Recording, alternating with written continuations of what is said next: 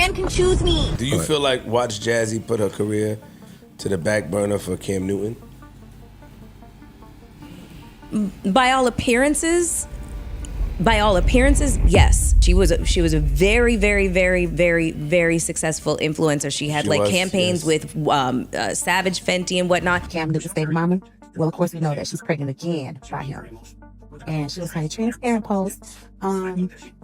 The thought of possibly having a boy, which I'm assuming she doesn't know the sex of the baby, gives me anxiety. Jasmin Brown just said the quiet part out loud, and the internet heard every syllable. In a late-night burst of honesty, she admitted that the idea of having a son scares her because she might raise him into the kind of man she could only dream of, but never actually experienced. That single thought detonated across timelines, and suddenly everyone was reading between the lines of her relationship with Cam Newton. Why did it hit so hard? Because it sounded less like a cute pregnancy musing and more like a crack in the facade. If you've ever loved someone who couldn't meet you where you are, you know that fear. The urge to build the man you wanted, out of a child who didn't ask for the job. Fans called it heartbreaking. Critics called it a walking red flag. Either way, people weren't just debating her words. They were connecting them to a longer story. This isn't happening in a vacuum. We're talking about Cam's 9th child on the way. Now, Jazz, you do not need to say any of this. You could have kept this to yourself. Because first of all, you're still going to stay with Cam Newton. And second of all, people Ben warned you about him before you even got pregnant. You didn't want to hear what we had to say. You got pregnant by him anyway. A public record of rocky headlines and years of viral clips where Jasmin vowed she wouldn't be the woman doing the most for the man doing the least. Then came that infamous submissive soundbite, packing his bags, reading his moods, even scratching his back to sleep, that turned her into the internet's favorite pick-me case study. Pick-me's are women who try to do everything right just so a man can choose me. Yeah, cut that shit out. Cause I'm gonna keep it real with you. Men already know what they want in a woman and who they want. But if you're so nurturing and you're an asset and it's not you, they'll never tell you to stop doing what you're doing because it's beneficial. And I don't want to hear none of that shit like, oh, I'm just a nice person. I'm genuinely like that. Well, bitch, you gonna genuinely get played. No, it's just that I'm just naturally like that. Like the shit I do for him is natural. And your natural ass is gonna get played. If you are making a man's life easier, i.e. cooking, cleaning, providing pussy whenever he wants, and he's giving you the minimum, he's never going to do more. And he's never gonna tell you to stop because it's beneficial to him. No history in niggerdom ever has a man been like, oh, stop doing all this stuff.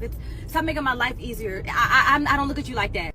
Hell no, they gonna kick their motherfucking feet up and enjoy these perks without doing no work. Put all of that next to this new confession, and the picture gets uncomfortably clear. Some people feel for her. Pregnancy is raw, and old wounds love to reopen. Others say she ignored every warning and doubled down anyway. But beneath the noise is a heavier truth. When the person you chose won't become the partner you need, it's easy to start molding the future into a fantasy. That's not love, it's a cycle. But that wasn't the only revelation. The receipts people pulled next made her confession look like the opening chapter, and it gets messier from here. On the surface, Jasmin's message looked like a vulnerable mom-to-be moment. If she has a son, she's scared she'll subconsciously shape him into the kind of man she dreamed of, but never actually had. She added that people keep wishing a boy on her, and it gives her anxiety. She closed with a prayer for a healthy, full-term pregnancy. Boy or girl, it doesn't matter. Straightforward, right? Not to the internet. Within minutes, readers weren't just quoting lines, they were connecting dots. To a lot of people, that perfect man I never experienced line sounded like a confession. Not a random thought, but a quiet admission that the love, steadiness, and security she wants aren't happening where she is. Viewers heard the unspoken. If the partner beside you can't be that man, the temptation is to build one out of your child. That's where the alarm started ringing, because turning a son into a stand-in for an absent partner isn't nurturing, it's pressure. Then came the pushback. Commenters framed it as mixed signals. You're carrying a man's 9th child, while hinting that your son would be nothing like his father. Others warned about blurred emotional lines, the raise him to be your ideal trap that turns little boys into caretakers for their mother's unmet needs. And plenty of voices claimed they'd seen this coming, pointing to public embarrassments, loyalty questions, and past moments where Jasmin seemed to accept crumbs while preaching against exactly that. But there was sympathy too. I really do not like how the internet tries to make it seem like Watch Jazzy, Jasmin Brown, Cam Newton's mother of his children, y'all be acting like she's the biggest dummy on the internet, and I don't like it. Because when Jada Waiter said she would rather cry in a rape than an Altima, it was tea. When Lil Durk proposed to India, it was couple goals. When Ari and Moneybag Yo, he cheat on her all the time, it's cool. G Herbo and Hyena, it's cool. I feel like you should just say y'all don't like Cam Newton. Like he's not your type.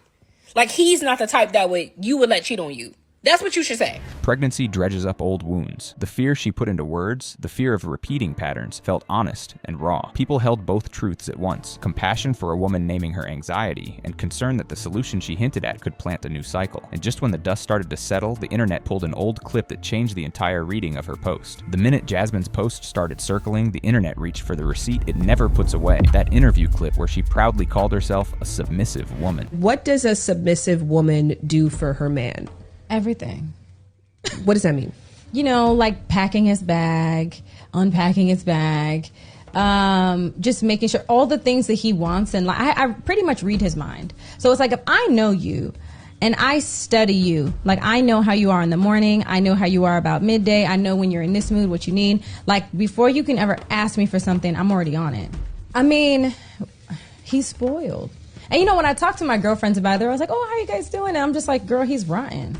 I'm like, he's spoiled rotten. Not in a vague, romantic way. She spelled it out. Pack his bag, unpack his bag, anticipate his moods, know his mornings, his midday, his nights, read his mind before he asks. I scratch this man's back to sleep, she said, describing the exact moment she knows his breathing changes. She framed it as joy. I love being your rest. A sanctuary she chose to provide, down to the smallest ritual. That soundbite branded her. To supporters, it was an old-school love language. To critics, it sounded like a masterclass in emotional labor with no guardrails, maximum effort, minimal standards. The label stuck, pick me, because the clip wasn't just about cooking or folding sweaters. It was about psychic caretaking, molding yourself around a man's comfort so completely that your own needs become background noise. And the internet remembers everything. That's why her new "I'm scared I'd raise a son into the man I never had" felt like a plot twist, yet also a consequence. How do you pledge to be someone's rest while admitting you never found your own? How do you champion boundaries in one viral moment? Stop letting him spin the block, and then live the sequel you warned about. People weren't just dragging her, they were pointing to the contradiction that hurts to look at: serving a man who won't step up while fantasizing about building a boy who will. And there's the deeper subtext. When care becomes currency, you keep spending even after the balance is negative. You keep proving, smoothing, fixing until resentment sets in. That's the fracture viewers heard beneath her confession, the part that sounds less like romance and more like exhaustion. But that wasn't the only echo haunting this story, because Cam Newton has his own quotes about women, and when those resurface beside Jasmin's clip, the volume goes way up. What are your beliefs to what a woman is supposed to be for you? For me.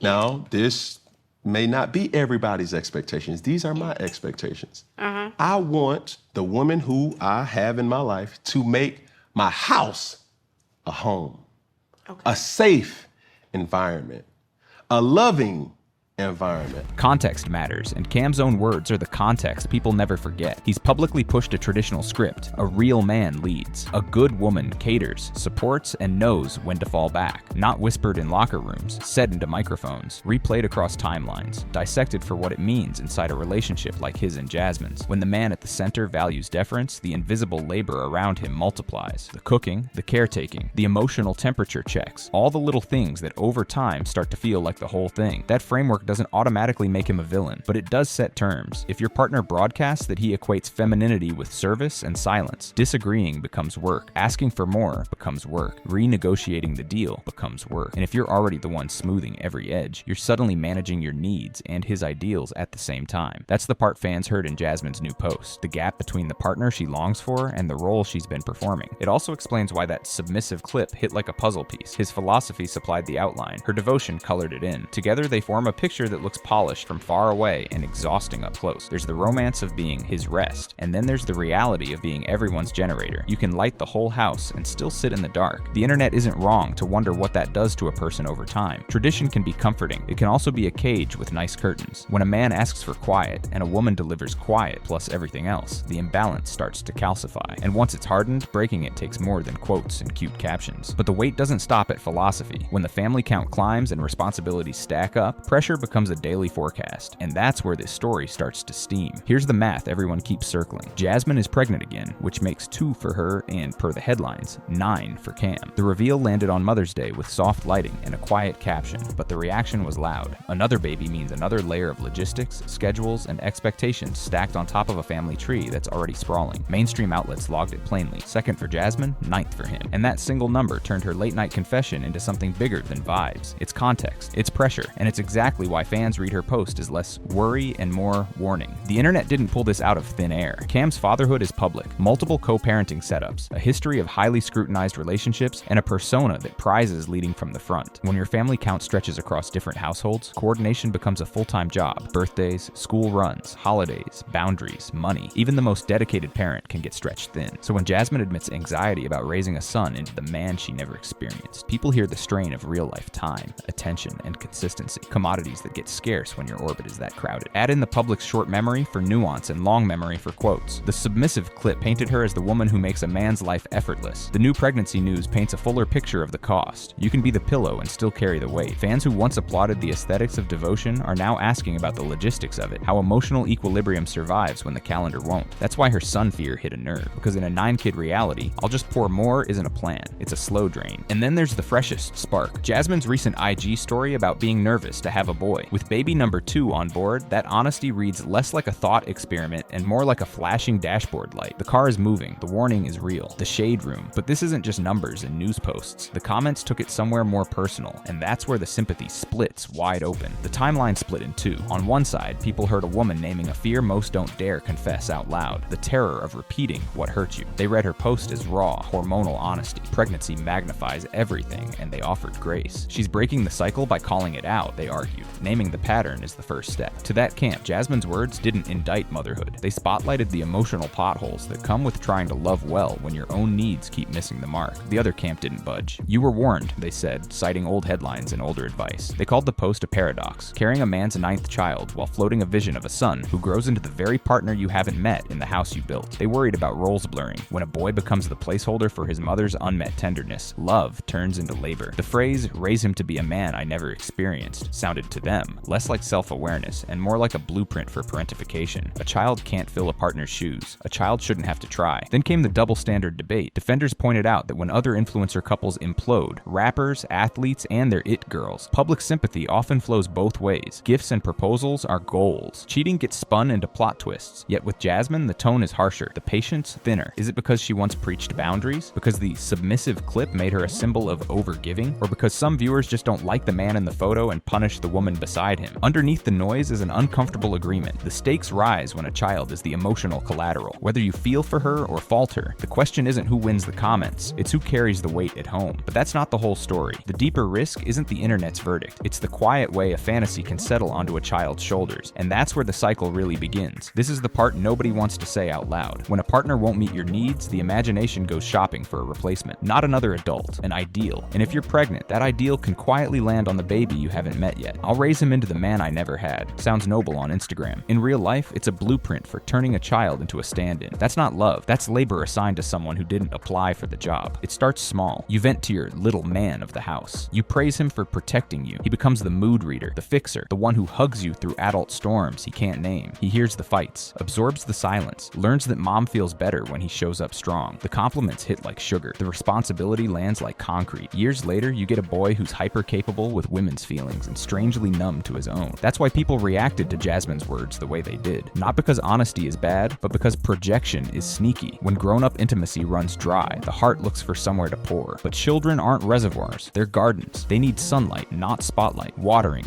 not worship. Guidance, not a job description that says, save mom from disappointment. Naming the fear is a start. The next step is a plan that keeps adult needs with adults. That looks like boundaries, a village of aunties and elders, therapy where the heavy lifting lives, a co-parenting schedule that protects time and attention. It also looks like modeling standards rather than molding a savior. Raise him with values. Yes, respect, responsibility, empathy, but remove the fantasy that he must grow into the man someone else refused to be. Because here's the hard truth. Cycles don't break by wishing. They break when the adults change. And if you listen closely to Jasmin's confession, it hints at what's missing right now, without even saying his name. You don't have to name a problem for people to hear it. The way Jasmin framed her fear, I'd raise a son into the man I never experienced, reads like a status report delivered sideways. It hints at a house where devotion is plentiful and reciprocity is scarce, where she's the generator and the generator is tired. You can feel the math. Big family, public scrutiny, old school expectations about gender, and a woman who keeps pouring from a cup that never seems to refill. Listen to the pattern. In earlier clips, she glorified being his rest, anticipating needs before they're voiced. In the new post, she's bracing for a future where her boy becomes the ideal she couldn't find in a grown man. Those two ideas meet in the middle and form a sentence she never typed. I don't get enough back. That's not shade, it's physics. When one person's comfort is is a ritual and the other person's effort is a maybe. The imbalance shows up everywhere: sleep, mood, tenderness, patience. You start measuring your worth in chores and mind reading. You start telling yourself that exhaustion is intimacy. The public piece matters too. Being with a headline name turns private disappointments into shared spectacles. Every soft launch, every cryptic caption, every rumor becomes a poll about your dignity. The more you invest, time, babies, belief, the harder it is to admit the return isn't matching the deposit. That's sunk cost love. It keeps people in rooms they've outgrown because the furniture cost a fortune. So what does her post signal? Doubt without confrontation, attachment without assurance, a quiet bargain to keep things steady while secretly fantasizing about what steady should feel like. It's the kind of message people write when they want change but don't want a war, when they're hoping the right person will read between the lines, step up and spare them the choice. But that choice doesn't disappear, it waits. And the next move, action or avoidance, decides whether a cycle breaks or gets handed to the next generation. Strip away the noise and you're left with one undeniable message. Jasmin didn't just share a pregnancy thought, she held up a mirror. "I'm scared I'll build the man I never had" is less a caption and more a crossroads. On one side is the cycle she already knows: overfunctioning, overgiving, over-explaining why crumbs should count as a meal. On the other is the harder road, naming needs plainly, protecting a child from adult assignments, and letting actions, not aesthetics, decide what love looks like from here. That's why her words move so fast. We've all seen versions of this story: the beautiful family photo, the complicated reality behind it, the quiet hope that the next milestone will finally balance the scales. But scales don't balance themselves. They're set by boundaries, enforced by consequences, and kept steady by two people who choose the same weight every day. If one person opts out, the other has to stop pretending they can lift it alone. If Jasmin's post is a wake-up call, the next chapter isn't about a son becoming a fantasy. It's about adults becoming accountable. It's about refusing to let disappointment detour into a child's identity. Raise boys with empathy, grit, and respect, but never recruit them to repair a grown man's neglect. Guard your baby's heart like it's brand new, because it is. And yes, it's messy. Breaking patterns always is. Maybe this was her way of saying she's tired of performing calm in a house that costs her peace. Maybe it was a flare for the one person who needs to read between the lines and step up. Or maybe it's the first honest sentence in a story that's about to change direction. So what do you think this post really signals? An overdue line in the sand, or another loop on a carousel she can't quite exit? If you were in her shoes, where would you draw the line? And who would you be protecting first?